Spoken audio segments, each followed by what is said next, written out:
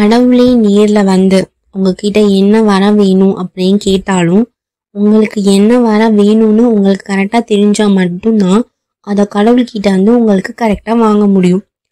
For example, எனக்கு நோய் இல்லாத வாழ்க்கையை கொடு அப்படின்னு கேட்கறது ஒரு முறைனா, எனக்கு ஆரோக்கியமான வாழ்க்கையை கொடு அப்படிங்கிறது ஒரு முறை.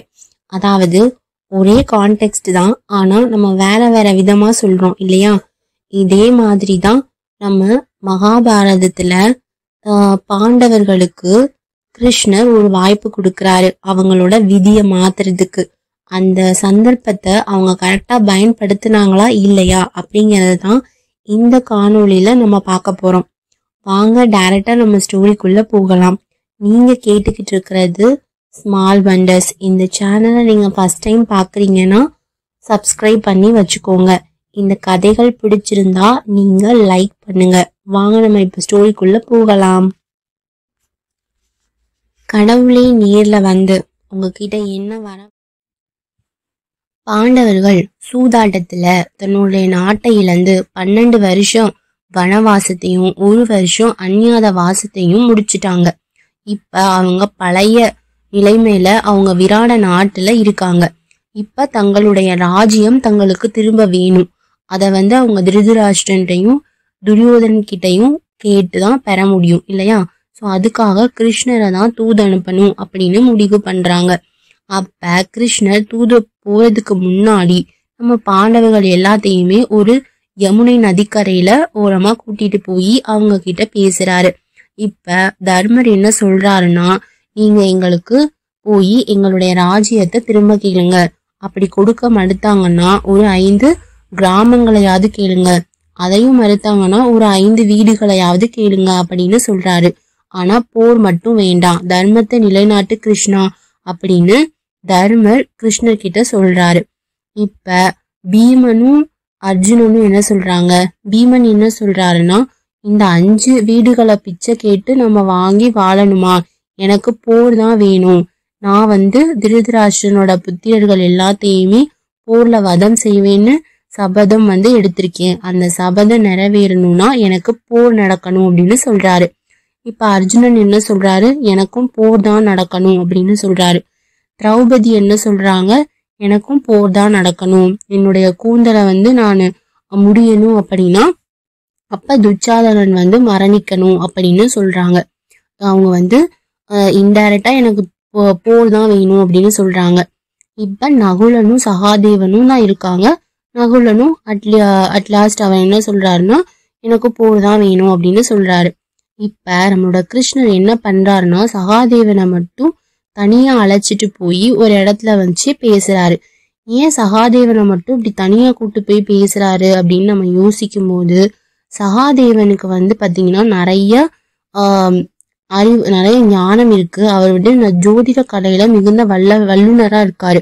ஜோதிடம் வந்து அவருக்கு ரொம்ப ரொம்ப ஒரு மிகப்பெரிய ஞானம் வந்து அவருக்கு அந்த ஜோதிடத்துல இருக்கு.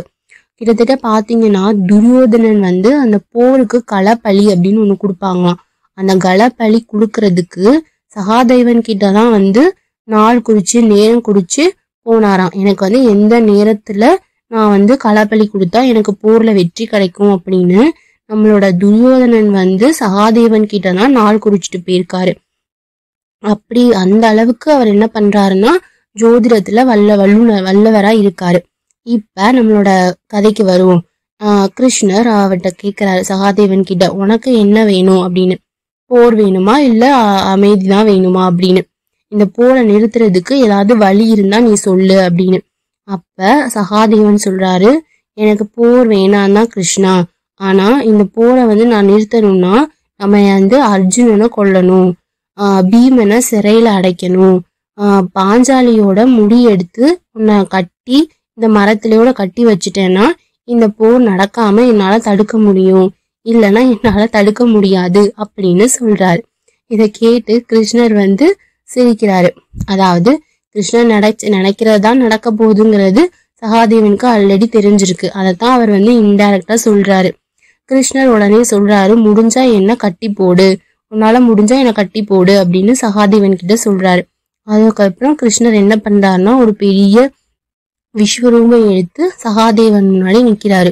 இப்ப சகாதேவன் என்ன பண்றாரு, அமைதியா பத்மாசனத்துல உட்கார்ந்து தியானம் பண்ண ஆரம்பிக்கிறாரு. தியானம் பண்ணி நம்மளுடைய விஷ்ணுவை ஜெபிக்க ஆரம்பிக்கிறாரு, கிருஷ்ணரை கும்பிட ஆரம்பிக்கிறாரு. அவருடைய அன்புல கிருஷ்ணர் கொஞ்சம் கொஞ்சமா கரைஞ்சு அவரோட அன்புக்கு அவர் அடிமையாகிறாரு. அவர் என்ன பண்றாருன்னா, அவரோட உருவத்தை சிரித்து நம்மளோட சகாதேவனோட இதயத்துக்குள்ளேயே கொண்டு வச்சிடுறாரு. அந்த அளவுக்கு பாசத்தால சகாதேவன் நம்ம கிருஷ்ணரை கட்டி போட்டுறாரு. கிருஷ்ணருக்கும் இப்ப என்ன பண்றேன்னே தெரியல. அவரோட பக்தியில பக்திக்கு அடிமையாகி நம்ம கட்டு போட்டுட்டான் அப்படின்னு அவருக்கு தெரியுது. உடனே சகாதேவன் கிட்ட கிருஷ்ணர் சொல்றாரு, என்ன தயவு செய்து அவுத்து விடு, நான் தெரியாம சொல்லிட்டேன், உனக்கு என்ன வர வேணாலும் நான் தாரேன் அப்படின்னு சொல்றாரு. உடனே சகாதேவன் சொல்றாரு, போர் நடக்க போகுது, நீ போர் தான் நடத்த போற அப்படிங்கிறது எனக்கு தெரியும். இருந்தாலும் நான் இந்த போர்ல குந்தியின் புதல்வர்கள் 5 பேருக்கும் எதுவும் ஆகாம நீ காப்பாத்தணும் அப்படின்னு சொல்லி கேக்குறாரு. அப்ப கிருஷ்ணர் மறுபடியும் கேக்குறாரு, நீ கரெக்டான வரத்தை தான் கேக்குறியா, நான் இன்னொரு வாய்ப்பு தரேன், கரெக்டா முடிஞ்சா மாத்தி கேட்டுக்கோ அப்படின்னு சொல்லி சொல்றாரு. உடனே சகாதேவனும் யோசிக்கிறாரு, இல்ல நான் கரெக்டா தான் கேக்குறேன், குந்தியின் புதல்வர்கள் 5 பேரும் சாகக்கூடாது போர்ல, எங்களுக்கு நீ பாதுகாப்பா இருக்கணும் அப்படின்னு சொல்றாரு. உடனே கிருஷ்ணரும் அந்த வரத்தை அவங்களுக்கு கொடுத்துடுறாரு. இப்ப மகாபாரத போர் 18 நாள் நடந்து முடியுது. நம்மளுடைய கர்ணன் செத்து போறாரு. அப்பதான் பஞ்ச பாண்டவர்களுக்கு உண்மை தெரியுது, கர்ணன் தன்னுடைய அண்ணன் அப்படின்னு. அப்பதான் சகாதேவனுக்கு இந்த நிகழ்ச்சி ஞாபகம் வருது. கிருஷ்ணர் சொன்னது, முடிஞ்சா உன்னுடைய வரத்தை மாத்தி கேளு அப்படின்னு. அப்ப அவர் என்ன சொல்றாரு, குந்தியின் புதல்வர்கள் 5 பேரும் உயிரோட இருக்கணும்னு தானே கேட்டாரு. ஆனா கர்ணன் தன்னுடைய அண்ணன்கிறது அவருக்கு தெரியாம போயிடுச்சு. இத சூட்சமமாதான் அன்னைக்கே கிருஷ்ணர் கேட்டிருக்காரு. ஒருவேளை நம்ம குந்தியின் புதல்வர்கள் எல்லாருமே உயிரோட இருக்கணும்னு ஒரு வார்த்தை கேட்டிருந்தோம்னா இப்ப கர்ணன் உயிரோட இருந்திருப்பான், நம்மளாலதான் நம்மளுடைய சகோதரன் இறந்து போயிட்டான் அப்படின்னு அவருக்கு தெரிய வருது. உடனே அவர் மேலேயே அவருக்கு கோபம் வருது. அவர் என்ன பண்றாருன்னா, அவர்கிட்ட இருந்த ஓலை சுவடிகள், அவர்கிட்ட இருந்த ஜாதக குறிப்புகள் எல்லாத்தையுமே அந்த போர்ல இருக்கிற ஒரு தீயில போட்டு எரிச்சிடுறாராம். இதுதான் மகாபாரதத்துல நடந்த சம்பவம். சோ நம்ம கேட்கிற வரத்தை கூட கரெக்டான விதத்துல கேட்டாதான் நமக்கு அது நன்மை பயக்கும் அப்படின்னு சொல்லப்படுது. இந்த கதை உங்களுக்கு பிடிச்சிருக்கும்னு நான் நம்புறேன். அடுத்த வாரம் உங்களுக்கு வேற ஒரு நல்ல கதையோட சந்திக்கிறேன். தேங்க்யூ.